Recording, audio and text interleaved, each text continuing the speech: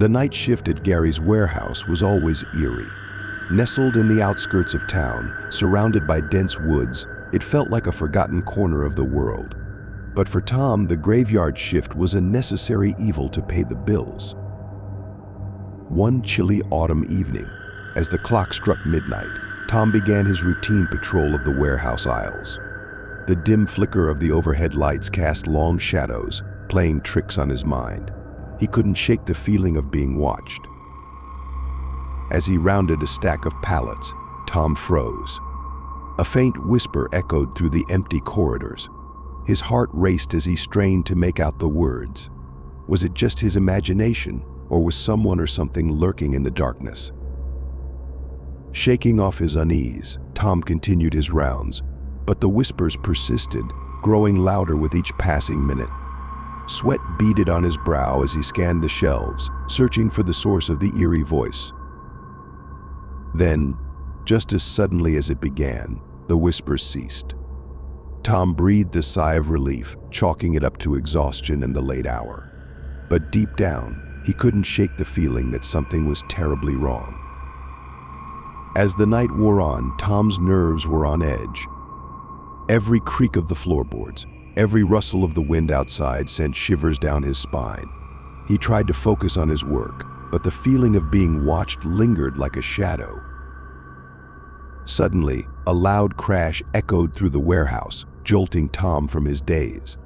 He raced towards the source of the noise, heart pounding in his chest. What he found sent a chill down his spine. A stack of boxes lay scattered on the ground, their contents spilled out in a chaotic mess. But what unnerved Tom the most was the eerie stillness that hung in the air. It was as if the entire warehouse was holding its breath, waiting for something to happen. With trembling hands, Tom began to gather up the fallen boxes, his mind racing with fear. He couldn't shake the feeling that he was being watched, that something malevolent lurked in the shadows, just out of sight. As he worked, Tom couldn't shake the feeling that he was being followed. Every shadow seemed to dance with unseen figures. Every creak of the floorboards sounded like the footsteps of a lurking predator. Desperate to escape the suffocating atmosphere of the warehouse, Tom hurried towards the exit. But as he reached for the door handle, a cold chill ran down his spine. Something was blocking his path. With a sinking feeling in his gut, Tom turned to face the darkness behind him. And there, standing in the shadows, was a figure cloaked in darkness. Its eyes glowed with a malevolent light, fixed on Tom with an intensity that sent a shiver down his spine. Frozen in terror, Tom could only watch as the figure stepped forward, its form shifting and twisting in the darkness. It was as if the very fabric of reality was warping around it, bending to its will. With a sudden burst of courage, Tom turned and fled into the night, the sound of his footsteps echoing through the empty warehouse. But no matter how fast he ran, he couldn't shake the feeling that something was following close behind, its presence lurking just out of sight. As he burst through the doors and into the cool night air, Tom vowed never to return to Gary's warehouse again. For in the darkness of the night shift, he had encountered something far more sinister than he could have ever imagined. Do you feel that tingling? That's the fear running through your veins.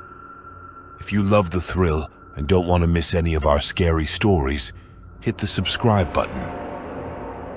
The small convenience store on the edge of town was a quiet refuge during the day, but at night it transformed into a realm of shadows and whispers. Sarah had been working the night shift at the store for months now, and while she had grown accustomed to the solitude, there were nights when the darkness seemed to press in from all sides, suffocating her with its weight. One particularly cold winter night, as the clock struck midnight, Sarah settled into her usual routine behind the counter. The fluorescent lights buzzed overhead, casting a harsh glare over the rows of snacks and sodas. But despite the bright illumination, Sarah couldn't shake the feeling of being watched. As the hours ticked by, Sarah's unease only grew. Every creak of the floorboards, every gust of wind rattling the windows sent a shiver down her spine. She tried to distract herself with busy work, rearranging shelves and counting inventory, but the feeling of impending dread lingered like a dark cloud. Then, just as Sarah was beginning to think she was losing her mind, the door to the store swung open with a creak. A chill wind swept through the entrance, carrying with it the scent of pine and earth. Sarah's heart skipped a beat as she peered into the darkness, expecting to see a customer stepping through the threshold. But to her surprise, there was no one there. Confused and more than a little unnerved, Sarah stepped out from behind the counter, her eyes scanning the empty aisles. "Hello," she called out, her voice echoing off the walls. "Is anyone there?" Silence greeted her, broken only by the soft hum of the refrigerators. Sarah's pulse quickened as she cautiously made her way towards the door, her senses on high alert. Was it just her imagination, or was there something or someone lurking in the darkness? With trembling hands, Sarah reached for the door handle, her breath catching in her throat. But before she could open it, a voice spoke out from the shadows. "Do not be afraid, child." Sarah froze, her heart pounding in her chest. She turned slowly, her eyes widening in disbelief as she saw the figure standing before her. It was a man, tall and imposing, cloaked in a tattered robe that billowed in the cold wind. "Who are you?" Sarah whispered, her voice barely above a whisper. The man smiled, his eyes gleaming with an otherworldly light. "I am but a traveler passing through," he said. "But I sense a darkness lurking in this place, a darkness that seeks to consume all who dwell within its grasp." Sarah's blood ran cold at his words. "What do you mean?" she asked, her voice trembling. The man's smile faded, replaced by a look of grave seriousness. "There are forces at work here that you cannot begin to comprehend," he said. "But fear not, for I have come to offer you protection." With a wave of his hand, the man produced a small amulet from beneath his cloak.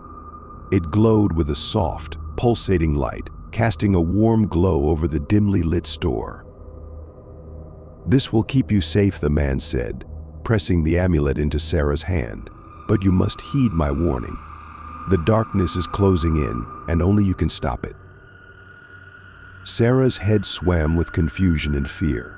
She wanted to run, to flee from this strange visitor and the ominous warnings he spoke. But something deep within her told her to trust him, to believe in the power of the amulet he had given her. With a trembling hand, Sarah slipped the amulet around her neck, feeling its warmth seep into her skin. And as she did, she felt a sense of calm wash over her, a reassurance that she was not alone in the darkness. "Thank you," she whispered, her voice barely audible over the howling wind outside. The man nodded, his eyes shining with an otherworldly light. "Remember, child," he said, "the light will always conquer the darkness. You need only have faith." And with that, he vanished into the night, leaving Sarah alone with her thoughts and the soft glow of the amulet around her neck. For the rest of the night, Sarah remained vigilant, her senses on high alert for any sign of the darkness that the mysterious traveler had warned her about. But as the first light of dawn crept over the horizon, she knew that she had faced her fears and emerged victorious. From that day forward, Sarah kept the amulet close at hand, a reminder of the night when the darkness had come calling, and she had found the strength to stand against it. And though she never saw the mysterious traveler again, she knew that his words would stay with her always, guiding her through the darkest of nights. The old radio station on the outskirts of town was a relic of a bygone era, its crumbling walls a testament to the passage of time. But for Jack, the night shift DJ, it was a sanctuary, a place where he could escape from the chaos of the world and lose himself in the music. One fateful night, as Jack sat in the dimly lit studio, spinning records and regaling his listeners with tales of the strange and supernatural, the phone on his desk rang with a shrill jolt. Startled, Jack reached for the receiver, his heart pounding in his chest. "Hello," he said, his voice echoing through the empty room. but there was no answer. Only silence greeted him from the other end of the line. Frowning, Jack was about to hang up when he heard a faint whisper, barely audible over the crackling static of the line. It was as if someone or something was trying to communicate with him from beyond the veil of reality. "Who's there?" Jack asked, his voice trembling with unease. Again, there was no response, only the eerie silence of the night. But Jack couldn't shake the feeling that something was terribly wrong. As he listened to the faint whispers on the line, a chill ran down his spine. There was something about the voice, something hauntingly familiar, that sent a shiver down his spine. With a sinking feeling in his gut, Jack hung up the phone and tried to shake off the unease that gnawed at him. But no matter how hard he tried, he couldn't escape the feeling that he was being watched, that someone or something was lurking in the shadows, just out of sight. As the night wore on, Jack's unease only grew. Every creak of the floorboards, every gust of wind rattling the windows sent shivers down his spine.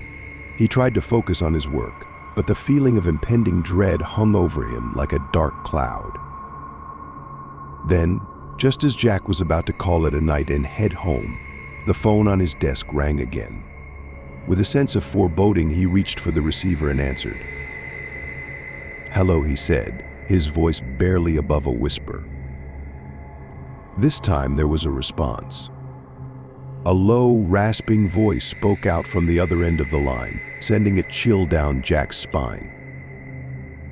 "Hello, Jack," the voice said, its words dripping with malice. "I've been watching you." Jack's blood ran cold at the sound of the voice. There was something about it, something sinister and otherworldly, that sent a shiver down his spine. "Who are you?" Jack asked, his voice trembling with fear. But the voice only laughed, a chilling sound that echoed through the empty studio.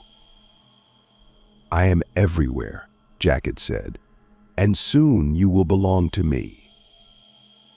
With a sinking feeling in his gut, Jack slammed down the receiver and stumbled back from the desk, his heart pounding in his chest. He knew that he was in grave danger, that whatever or whoever was on the other end of the line meant him harm. With trembling hands, Jack reached for the phone again, desperate to call for help. But before he could dial, the lights in the studio flickered and died, plunging him into darkness. Heart racing, Jack fumbled for the door, his mind racing with fear. But as he reached for the handle, he felt something cold and clammy wrap around his wrist, holding him in place. With a gasp of horror, Jack turned to face the darkness behind him. And there, standing in the shadows, was a figure cloaked in darkness, its eyes gleaming with an otherworldly light. Frozen in terror, Jack could only watch as the figure stepped forward, its form shifting and twisting in the darkness. It was as if the very fabric of reality was warping around it, bending to its will. With a sudden burst of courage, Jack tore free from its grasp and fled into the night, the sound of his footsteps echoing through the empty studio. But no matter how fast he ran, he couldn't shake the feeling that something was following close behind, its presence lurking just out of sight. As he burst through the doors and into the cool night air, Jack vowed never to return to the radio station again. For in the darkness of the night shift, he had encountered something far more sinister than he could have ever imagined. If you want to see more horror stories, check out my next video.